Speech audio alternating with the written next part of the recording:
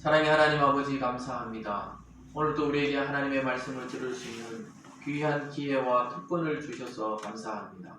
아버지 하나님, 이 세상은 갈 길을 몰라 하지만 우리는 주일마다 또 날마다 말씀을 통해 우리의 인생과 삶과 또 우리의 가정과 사업과 또 우리의 영원한 길을 찾게 하여 주셔서 감사합니다. 오늘도 말씀을 통해 은혜 내려주시고 우리를 변화시켜 주시고 치유하여 주셔서 하나님과 우리가 동행하고 있다는 사실을 확신하는 믿음의 시간이 될 수 있도록 인도하여 주시옵소서. 감사드리며 예수님 이름으로 기도드리옵나이다. 아멘. 오늘 본문을 중심으로 하나님의 집 하늘의 문, 하나님의 집 하늘의 문이라는 제목으로 말씀을 증거하겠습니다. 설 연휴가 계속해서 오늘까지 이렇게 이어지고 있는데요. 여러분, 올 한 해도 하나님 안에서 평안과 축복의 새해가 되시길 주님의 이름으로 축원드립니다. 네, 아직 여러 가지 사정으로 예배당에 못 나오는 분들도 그곳에서 하나님을 예배하시고 또 하나님을 사모하는 시간 되기를 바라겠습니다. 우리나라는 참 좋은 것 같아요. 1월 1일 되어서 또 새 기분으로 송구영신 예배 드리고 새롭게 출발하고 또 약간 잊을만 하면 이렇게 구정이 돼가지고 또 새롭게 출발할 수 있는 그런 계기가 되니까 참 좋은 것 같습니다. 이런 기회를 여러분 새로운 출발로 삼으시고 또 우리 성도들은 매주일이 새롭게 또 출발하는 한 주의 시작입니다. 그래서 매주가 새롭게 시작되기 때문에 참 기회가 많이 있는 거죠. 오늘도 말씀을 통해 여러분 인생에 새로운 길과 희망과 소망이 열리기를 주님의 이름으로 축원드립니다. 우리가 거룩하다 이럴 때는 굉장히 좀 낯선 단어지만은 또 거룩하다 그러면은 하나님이나 또 어떤 신이나 이런 존재에게 쓰는 단어로 생각합니다. 과연 이 세상에서 거룩한 곳이 어디고 또 거룩이란 것은 무엇인가 이렇게 생각해 보게 됩니다. 그런데 우리가 흔히들 어떤 큰 사원이나 또 큰 예배당이나 이런 데 가보면은 굉장히 조심스럽잖아요. 큰 예배당이나 또 큰 사찰이나 또 거대한 불상이나 이런 앞에 가보면은 뭔가 이렇게 대단히 종교적으로 보이고 대단히 거룩해 보이고 또 대단히 조심스럽잖아요. 우리가 믿는 이 기독교 또 복음이 아닐지라도 타 종교가 섬기는 어떤 곳에 가도 굉장히 조심스럽다는 것을 느끼게 됩니다. 왠지 종교적이고 거룩한 느낌이 드죠. 그것이 바로 인간이 가진 감정 중에 종교성이라는 그런 감정이 있기 때문입니다. 우리 마음속에는 그걸 표현하자면 종교성이라는 게 있어요. 그 종교성이 뭐냐 하면은 큰 폭포를 본다거나 만약에 여행을 가서 우리가 상상할 수 없는 거대한 나무를 본다거나 이랬을 때 우리 마음속에서 뭔가 경외심이 들어요. 거기다가 뭘 빌고 싶은 생각이 든단 말이에요. 또 보통 달보다 큰 달빛을 볼 때 달에 대고 뭔가 빌고 싶어져요. 그리고 옛날에 태양을 숭배하던 태양신을 숭배하던 지역에서는 태양만 뜨면 또 태양을 보고 아침 해가 뜰 때 빌기도 하고 그랬습니다. 그런 것이 이제 종교성이라 그러죠. 그리고 뭔가 거룩해 보여요. 그리고 오래된 나무에 예전에 나무 흰천 같은 걸 걸고 거기 정한수를 떠놓고 거기 어머니들이 막 빌었단 말입니다. 왜냐하면 나하고 다른 존재잖아요. 이 몇백 년을 산 나무니까 뭔가 신령해 보이고 능력이 있어 보이잖아요. 그리고 거기다가 이 빈단 말이에요. 그런 마음이 전부 종교성이라고 해요. 종교적인 감정을 인간은 본능적으로 갖고 태어납니다. 왜 그러냐면 하나님의 형상을 따라 인간을 만들었기 때문에 사람 속에는 하나님을 찾도록 이미 유전이 되어 있어요. 우리의 세포 속에, 우리의 기능 속에 하나님을 찾도록 그렇게 만들어져 있습니다. 그런데 왜 사람들이 하나님을 찾지 않냐면 그게 죄라는 것이 들어와서 흐려졌어요. 깜깜해졌다 이 말입니다. 그래서 밤길처럼 깜깜하기 때문에 하나님을 찾지를 못해요. 그런데 놀랍게도 하나님이 만든 만물 속에서 그런 경외감을 느끼게 됩니다. 우리가 오늘 찬양했던 거 보면 저 산에 부는 바람과 잔잔한 시내불, 그런 자연 세계를 보고도 하나님을 경험하기도 한다는 거예요. 근데 그것이 잘못 들어가면 어떠냐? 그걸 만든 하나님이 아니고 그것에 대해서 비니까 우상이 되는 겁니다. 어떤 나무라든가 산이라든가 태양이나 달이나 이런 걸 통해서 거기서 막 빌어버리면 어떻게 됩니까? 그것이 우상이 되는 겁니다. 그런데 우리 속에는 다른 존재, 다른 세계가 있다는 것을 감각적으로 알아요. 그래서 타 종교인들도 죽으면 좋은 데 간다. 죽으면 다른 데 간다. 나쁜 짓 하면 지옥 간다. 이렇게 감각적으로는 알고 있다 이 말입니다. 정확하게 몰라서 그렇지 인간은 본능적으로 하나님에 대해서 감각을 갖고 있어요. 희미하지만 갖고 있습니다. 그래서 어떤 종교적인 어떤 건물이나 이런 데 들어가면 막 기침 소리도 못 내고 발자국 소리도 내지 못할 정도로 아주 경건하고 엄숙한 것을 보게 됩니다. 그래서 조심조심 걸어가야 돼요. 근데 여러분 그런 감정이 든다고 해서 그곳에 하나님이 진짜 임재해 계신다는 것과는 또 다르다는 것을 우리가 오늘 보게 됩니다. 말 그대로 인간적인 자기 감정일 때가 많아요.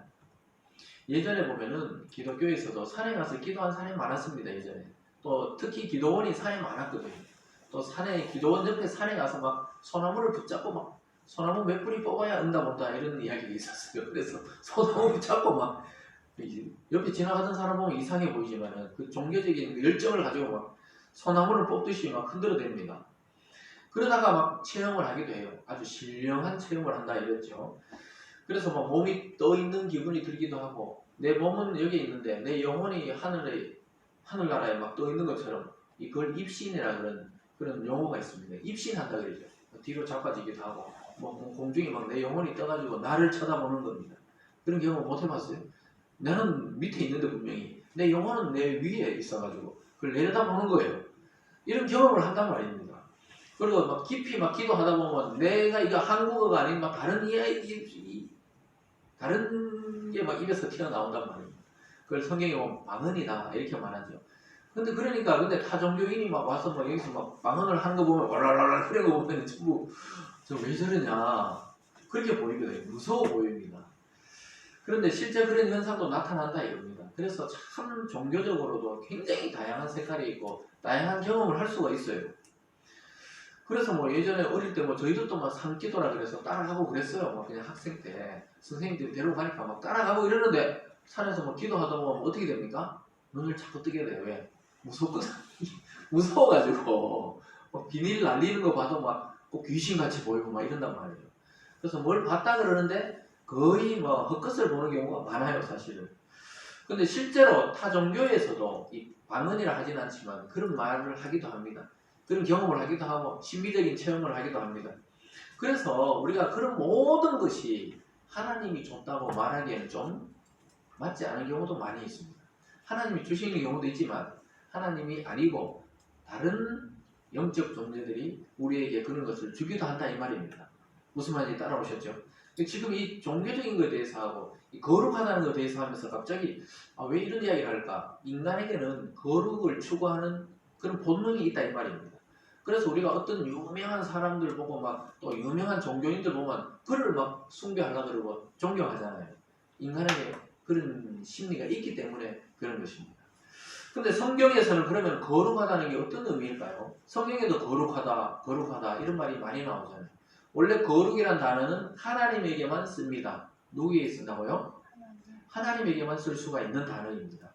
그리고 또 하나는 뭐냐? 하나님이 선택한 사람이나 민족이나 모임에 거룩하다는 말을 씁니다. 아주 놀랍게도 하나님만 쓰는 단어인데 하나님이 택한 성도나 교회나 모임이나 이스라엘 민족처럼 하나님이 택한 민족을 보고 거룩하다 이렇게 이야기하는 것입니다. 그래서 잘 생각해 보시면 우리가 막 거룩하자고 막 돌을 닦아서 거룩해지는 게 아니고 하나님이 거룩하신 하나님이 선택한 자가 거룩하다는 이야기를 듣게 된다 이 말입니다.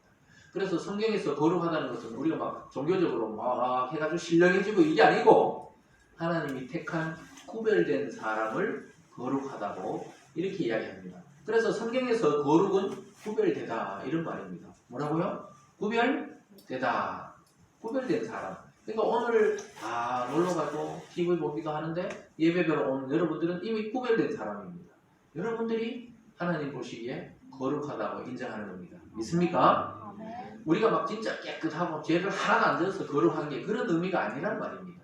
구별된 존재로 살아가기 때문에 거룩하다는 겁니다. 그래서 여러분 우리가 분위기가 막 웅장한 그런 건물이나 또는 막 큰 예배당이나 그렇다 그래서 거룩한 사람들이 모인 것이 아니고 진리 안에서 하나님께서 택한 장소, 택한 사람, 택한 단체, 택한 모임, 택한 가족, 이런 사람들이 구별된 사람이고 거룩한 존재들입니다. 왜 이 이야기를 하냐면 오늘 야곱이 집을 떠나서 그걸 경험하는 거예요. 야곱은 자기 아버지가 예배드리는 그 집, 거기에서만 거룩한 줄 알았거든요. 거기만 장소만 특별한 줄 알았습니다. 근데 홀로 꿈을 꾸다가 지난주에 봤지만은 야곱이 거기서 하나님을 만난 거예요. 그러면서 깨달은 거예요. 자기 아버지 이삭의 집만, 그 교회 건물 안에만 거룩한 게 아니고 내가 서 있는 그곳에 하나님이 오시면 거기가 또 거룩하다고 깨닫게 된 것입니다. 그래서 오늘 그 고백이 터져 나와요. 야, 여기 하나님의 집이고 여기는 하늘의 문이다. 하나님으로 통하는 문이다. 사닥다리가 막 천국으로 놓여 있는 걸 보니까 여기가 바로 거룩한 장소라고 이런 신앙의 고백이 터져 나오는 것입니다. 그리고 오늘 본문에서는 그것을 깨닫고 잠에서 깨어나서 바로 하나님께 예배드리고 고백하는 장면이 나타나요. 이것이 하나님을 진짜 만난 사람들의 특징입니다. 진짜 하나님을 만나면 예배자가 됩니다. 고백이 터져 나와요. 하나님 못 만나면 예배를 못 드려요. 예배자가 될 수가 없어요. 하나님을 알아야 예배자가 됩니다. 그래서 모든 성도는 예배자인 것입니다. 저와 여러분이 오늘 또 살아계신 하나님을 만나시고 참된 고백의 사람, 참된 예배자가 되시기를 주님의 이름으로 축원드립니다. 오늘 첫 번째로 그렇다면 이 세상에서 거룩한 곳은 어디인가 하는 문제를 오늘 보게 됩니다. 이 세상에서는 그럼 어디냐? 아까 말씀드렸듯이 야곱은 자기 집이 이거 거룩하다 생각했어요. 왜냐? 아브라함 다음에 이삭이 제사장으로서 족장으로서 항상 하나님께 제단에 예배드리고 이렇게 있으니까 자기 집에서 예배드리는 그 장소, 특정한 그것만 거룩하고 하나님이 받아들이는 장소라고 생각했습니다.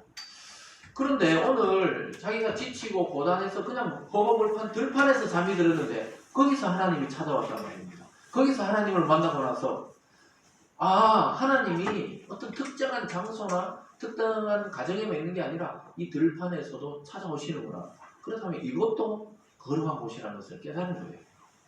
이처럼 자기가 지난날에 막 노력해서 축복을 받으려고 하고 노력해서 예배드리려고 하고 노력해서 상속받으려 했을 때는 못 받았어요. 근데 오늘 들판에서 가장 낮은 자리에 찾아오신 하나님을 만난 겁니다. 그리고 나서 인생의 전환점이 돼요. 야곱은 여기서부터 서서히 달라집니다. 완전히 달라지게 돼요. 왜냐? 그동안 이론으로 듣던 하나님을 실제 만나고 나서는 완전히 다른 사람이 됩니다. 여러분도 늘 말씀 듣지만 오늘 또 예배 드리는구나. 오늘 또 목사님은 설교하고 나는 듣고 이러는구나. 이러다가 어느 날 목사님의 목소리가 그 음성과 그 설교가 하나님의 소리로 팍 가슴에 꽂힐 때가 있어요. 저도 막 많이 경험했죠. 청년 후반기 때 막 설교를 막 들으면 막 전부 자기 내 이야기 같아요. 목사님 이 수천 명 되는 교회에서 어떻게 내 사정을 저렇게 잘할까? 이럴 정도로 내 이야기를 하는 것 같아요. 근데 알고 보면 그것이 설교자를 통해 하나님이 말씀하는 거라는 것을 나중에 깨닫게 됩니다. 있습니까? 그래서 오늘도 하나님이 누군가에게는 설교자들을 통해 말씀하고 있는 것입니다. 근데 구약에는 그런 설교자가 없으니까 하나님이 직접 꿈으로 나타나시기도 하고 음성으로 주시기도 하고 환상을 통해서 주시기도 합니다. 그러면서 고백이 터져 나왔어요. 지난주에 사닥다리 그 꿈을 꾸고 하나님을 보고 나서 오늘의 고백이 터져 나옵니다. 16절과 17절입니다. 시작. 야곱이 잠이 깨어 이르되 여호와께서 과연 여기 계시거늘 내가 알지 못하였도다. 이에 두려워하여 이르되 두렵도다 이곳이요 이것은 다름 아닌 하나님의 집이요 이는 하늘의 문이로다 하고 자기가 몰랐다는 거예요. 여기도 하나님이 계시는구나. 나는 우리 아버지가 예배드리는 그 장소, 그 집, 그 울타리 안에서만 하나님 만나는 줄 알았는데 이 들판에서도 하나님이 계시고 진짜 하나님이 계시는구나. 그동안은 이론으로만 들었는데 아버지가 맨날 아브라함을 할아버지가 어떻게 돼가 이렇게 돼가 너희들이 이래 돼가지고 이래 태어났다. 이렇게 들어가지고 이론적으로는 잘 알고 있었는데 하나님 한 번도 만난 적이 없었거든요. 오늘 처음 만난 거예요. 야곱이 여기 들판에서 하나님을 처음 만난 겁니다. 예를 들어서 저도 어릴 때부터 막 엄마 뱃속부터 교회 다니는데 하나님을 들어봤지만 하나님 만난 적이 없었어요. 하나님을 만난다는 것은 인격과 인격으로 만나는 것입니다. 말씀을 통해 어느 날 음성이 들리는 거죠. 그런 경험을 나중에 하게 됩니다. 나중에. 그래서 여러분들 늦게 예수님 믿는 거나 어릴 때부터 교회 다니는 거나 큰 차이가 없어요. 사실은. 어느 순간 살아계신 하나님을 깨닫고 믿고 만나느냐에 따라서 인생이 바뀝니다. 자기 진로가 바뀌어요. 그래서 야곱은 자기가 알지 못했다고 고백합니다. 지금까지 계속 하나님이 나하고 동행하고 있었는데 하나님을 안 보이니까 깨닫지 못하다가 오늘 꿈에서 보여주시고는 늘 나와 함께 계셨다는 것을 깨닫게 됩니다. 인간이 거룩하다고 생각하는 어느 그 한 특정한 곳에 하나님의 임재, 하나님이 나타나는 게 아니고 하나님이 나타나시는 그곳이 거룩하다는 거예요. 따라왔습니까? 내가 거룩하다는 그 장소나 그 건물이 아니고 하나님이 나타난 그 장소가 거룩하다는 거예요. 그것이 들판이 됐든 바닷가가 됐든 산 꼭대기가 됐든 아니면 집의 안방이 됐든 하나님을 만난 그 장소가 거룩한 성소가 되고 성전이 되고 그것이 교회가 된다고 말씀하고 있습니다. 그래서 오늘날은 교회가 하나님의 임재가 있는 곳이에요. 건물이라서 그런 게 아니라 예수 믿는 믿음의 사람들이 모이면 거기에 하나님이 오시는 겁니다. 믿습니까? 그래서 어떤 특정한 교파, 교단 그런 데 모이는 게 아니고 하나님을 알고 믿고 찬양하는 그 믿음의 사람이 모이면 거기에 하나님이 임재하십니다. 그게 거룩한 거예요. 믿습니까? 그래서 우리의 선택이 아닙니다. 우리가 막 거룩해져서 하나님을 만난 것이 아니에요. 하나님의 거룩하심이 우리에게 임해서 우리도 거룩하다고 여겨주고 하나님의 자녀됨을 인정해주니까 하나님의 자녀니까 거룩함을 가지고 있는 겁니다. 굉장히 다르죠. 타 종교는 전부 자기가 수행을 하고 도를 닦아서 거룩에 이르려고 합니다. 근데 이 기독교라는 이 복음은 하나님으로부터 갑자기 주어진 거예요. 여러분 갑자기 오늘 아침 비가 왔잖아요. 비 온다는 예보도 없었네. 저도 버스 타고 내려서 교회에 오는데 비가 훅 오더라고요. 모자를 이렇게 딱 파카에 모자를 쓰니까 비는 안 맞았지만은 어쨌든 옷에는 비가 맞잖아요. 그게 내가 작정하고 맞은 게 아니잖아요. 내리니까 비가 오니까 맞는 것처럼 하나님의 은혜와 축복은 내가 막 바꿔자 애써서 받는 게 아니고 갑자기 그냥 어느 날 임하는 겁니다. 사람을 통해, 말씀을 통해. 믿습니까? 오늘 그걸 다 받아가야 됩니다. 오늘도 지금 말씀하고 있기 때문에 그래요. 근데 구약의 많은 사람들은 하나님을 직접 만나면 죽는다고 생각했거든요. 왜냐? 하나님 빛이시니까 그 빛이 너무 뜨겁고 너무 강렬해서 하나님을 직접 보면 죽는다 그랬어요. 근데 실제로 빛이시기 때문에 신약의 사도 바울이 다메섹 도상에서 언덕에서 부활하신 예수를 만나고 눈이 너무 부셔가지고 3일 동안 눈을 뜨지 못한 적이 있었습니다. 그리고 구약의 사람들은 하나님 보면 우리는 죄인이기 때문에 바로 심판받아 죽는다 그랬어요. 그렇기 때문에 야곱이 오늘 두렵도다 이렇게 말한 겁니다. 두려우면서도 한편으로는 기뻐가지고 막 여기가 하나님의 집입니다. 하나님의 그 하늘로 통하는 문입니다. 이렇게 고백한 겁니다. 기쁘기도 하고 두렵기도 했던 것입니다. 왜냐하면 하나님의 복을 받아보려고 인간적인 방법을 썼을 때는 참 복이 안 왔어요. 그냥 거짓말장애가 되고 도망자가 되었는데 도망다니면서 그냥 들판에 누워있는데 하나님이 찾아와 버린 겁니다. 이게 은혜고 이게 축복입니다. 그러니까 하나님의 축복은 내가 막 강구해서 받는 건 그건 축복이 아니에요. 자기 노력에서 받는 건 복노에 의한 대가지. 근데 그거는 아니에요.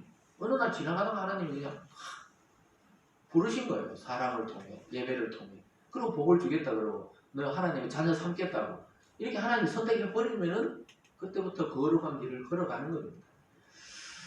그래서 구약에서는 참 사람들이 하나님 보면 죽는다 이렇게 했는데 오늘 죽지 않았거든요. 야곱이. 하나님 음성을 듣고도 죽지 않았어요. 그래서 너무 기뻐가지고 오늘 막 찬양을 하고 자기가 만난 이곳이 아주 특별한 곳이라고 그러면서 그 지역의 이름, 그 땅의 이름을 바꿔버립니다. 베델이라는 이름으로 바꿔버립니다. 그리고 또 일어나서 거기다 막 기름을 부어요. 자기가 잠자던 그 베개에다가 기름을 붓고 거기다가 제사를 드리고 막 이렇게 합니다. 18절입니다. 시작. 야곱이 아침에 일찍 일어나 베개로 삼았던 돌을 가져다가 기둥으로 세우고 그 위에 기름을 붓고. 이게 바로 구약의 예배의 형태입니다. 그러니까 이 돌을 자기가 베던 돌을 이게 좀 작고 납작했겠죠. 이 베개니까 좀 납작했다. 이것도 이 사투리가 넓적했겠거든요. 이렇게 그걸 탁 세워가지고 기둥처럼 세우고 하나님의 집이다 하면서 여기다가 기름을 부었어요. 여러분 여기 기름을 붓는다는 것은 굉장히 중요한 의미가 있어요. 야곱이 지금 도망 나오면서 몇 가지 챙겼을 거 아니에요. 몇 가지 음식하고 기름이란 것은 그 당시에 상처나면 바르는 약이 되기도 하고 또 필요하면 기름을 팔아서 돈으로 바꿔서 자기가 먹을 음식을 구하기도 하는 아주 자기에게는 전 재산과 같은 건데 그 기름을 그냥 거기다 다 부어버립니다. 하나님을 만났으니까 이제 걱정할 게 없다 이러면서 자기의 전 재산을 그냥 거기 다 부어버린 거예요. 자기의 전 존재를 하나님께 맡기는 행위였습니다. 그러니까 우리가 예배 드린다는 것은 우리의 의지로 살지 않겠다는 거예요. 오직 하나님께 모든 걸 맡기고 나가겠다는 의미로 오늘 다 힘을 내려놓고 하나님께 나와 예배 드리는 겁니다. 우리의 전 존재를 하나님께 드리는 시간 되시길 바랍니다. 그래서 진짜 하나님을 만나는 사람의 감격스러움이 그대로 드러나는 거예요. 막 돌을 세우고 거기다가 일찍 일어나서 기름을 막 확 부어버린 겁니다. 하나님께 예배를 드렸다는 겁니다. 지난밤 꿈속에서 만난 하나님이 너무 좋았어요. 그 언약의 말씀이 자기에게 생생하게 기억이 되면서 자기가 예배 행위를 하고 있다는 것입니다. 이게 조금 이따 두 번째 단락에서 한번 더 살펴보겠습니다. 그러고 나서 야곱은 이 지역 이름을 아예 바꿔버립니다. 자기가 고백했듯이 여기 하나님의 집이라는 의미로 베델이라고 바뀌어버려요. 베델이라는 말 자체가 하나님의 집 이름만입니다. 여러분 지나가다가 교회 이름 중에 베델교회, 베델교회 이런 이름 많이 봤죠? 많습니다. 인터넷 치면 베델교회라는 게 수십 개는 될 거예요. 왜냐? 이름이 너무 좋잖아요. 하나님의 집 이런 의미입니다. 19절입니다. 시작. 그곳 이름을 베델이라 하였더라. 이 성의 옛 이름은 루스더라. 원래 이름이 루스였는데 베델로 바꿔버렸다 이 말입니다. 원래 이름이 루스 지역이 그 지역의 원래 전통적 이름인데 나중에 이 이름도 또 써요. 또 나와요. 성경에. 근데 베델이라고 합니다. 자기는 여기가 하나님의 집이다. 왜냐? 자기가 원래 있던 아버지의 집에서 만난 하나님이 그 이론으로 듣던 하나님이 아니고 내가 직접 경험한 하나님은 난 여기서 만났다. 베델이다 베델.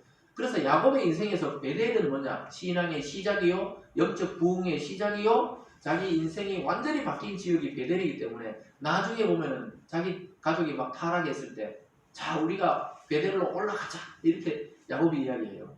왜냐? 자기가 하나님 처음 만났던 곳으로 올라가자. 첫 신앙을 회복하자. 여러분의 첫 하나님 만난 곳은 어디입니까? 여러분 만난 곳이 어디예요? 들판입니까? 아니면 어느 교회입니까? 어느 집회입니까? 어느 부흥이에요? 그곳이 여러분의 베델입니다. 여러분이 은혜를 잊을 때마다 그걸 생각해야 돼요. 내가 처음 하나님을 경험하고 내 병이 낫고 내가 치유되고 내가 다시 구원의 감격이 살아났던 그 장소, 그 집회, 그 말씀을 기억해야 우리가 날마다 다시 침체에서 벗어날 수가 있는 것입니다. 그래서 베델이라는 말 자체가 하나님의 집이에요. 여러분의 베델은 어디입니까? 여러분이 하나님 만난 곳. 여러분 마음은 알겠죠? 여러분의 마음 소원 기억하고 있죠? 저도 기억합니다. 말씀을 통해 하나님을 참 인격적으로 만나고 그 눈물 콧물을 흘리면서 하나님 나 같은 죄인을 다시 하나님 구원해 주시고 내가 완전히 하나님을 떠나 있을 때도 하나님은 내 곁에 계셨구나. 이걸 깨닫고 회복하는 그 지점이 있습니다. 그 장소가 있어요. 그 설교가 있습니다. 그게 기억이 나는 거죠. 그래서 저도 이 설교하면서 준비하면서 나의 베델은 어디였다. 몇 군데 있죠. 몇 군데. 그러나 아주 핵심적으로 바뀐 곳은 어디다. 이게 딱 있죠. 여러분에게도 그런 것이 생각나야 되고 아니면 오늘이 그런 장소가 되기를 주님 이름으로 축원합니다. 그래서 깨어나면 그냥 거기가 하나님의 집이고 하늘로 들어가는 문이라고 고백합니다. 근데 우리는 뭐 특정한 장소가 아니에요. 예수님이 문입니다. 예수님이 문이에요. 우리는 막 하나님의 음성을 듣는 게 아니에요. 성경을 통해 보니까 예수님이 내가 양의 문이다. 나를 통하지 않고는 아버지께 갈 자가 없다. 이렇게 말씀하잖아요. 예수님의 문입니다. 예수님을 열어젖히고 하나님께 가는 거예요. 그 예수님이 또 자기가 길이라고 했어요. 나는 길이다. 나를 통하지 않고는 갈 수 없다는 거예요. 그러니까 예수님은 길이면서 생명이면서 진리였습니다. 그래서 예수님을 통해서 가야 되고 예수님이란 문을 통과해서 하나님의 나라로 가야 되는 것이 바로 우리입니다. 우리. 그래서 구약에서 베델은 거기 하나님의 집이지만 우리는 예수 그리스도 자체가 성전이고 문이고 길입니다. 그래서 그분을 통과해야 돼요. 그분을. 성전 자체가 하나님이라 집이라고 구약은 그렇게 여겼거든요. 그래서 이스라엘 사람들은 성전을 얼마나 중요시 여기는지 몰라요. 지금도 그 무너진 성전의 벽을 가지고 통곡의 벽이라고 그러잖아요. 유대인들은 크게 손을 대고 눈물로 아직도 기도합니다. 벌써 예수님이 왔다가 부활하신 지가 언제인데 거기를 자꾸 막 기도를 해요. 건물은 이미 구약의 끝이 났어요. 건물 안에 하나님이 오시는 게 아니에요. 예수 그리스도 안에 하나님을 만나게 되는 줄 믿습니다. 그래서 예수님은 자기 자신이 성전이고 또 자기를 믿는 사람들의 모임을 영적 성전이라고 했어요. 그래서 사도 바울은 교회를 가지고 영적 성전이라고 했습니다. 저와 여러분이 이 지금 모여 있는 게 이게 영적 성전이 지어지고 있는 거예요. 여러분 한 분 한 분이 성전의 벽돌입니다. 벽돌. 그래서 이 벽돌이 다 모일 때 성전이 완성이 되죠. 이 세상에 예수 믿는 자가 완전히 다 이제 믿게 될 때 주님이 다시 그곳에 오신다는 겁니다. 믿습니까? 아멘. 그래서 좀 어려운 개념이지만 우리 눈에 보이는 건물 성전이 아니라 영적 성전을 짓는 것이 바로 저와 여러분들입니다. 그리스도인들은 그리스도를 머리로 해서 영적 성전을 짓는 거예요. 그 주일마다 영적 성전을 짓는 겁니다. 또 목요일 기도회 때마다 우리가 성전을 짓는 거예요. 모일 때마다 성전이 지어져요. 성전은 어떤 곳입니까? 하나님이 오기만 하면 만나주겠다고 솔로몬을 통해 약속했던 장소가 성전입니다.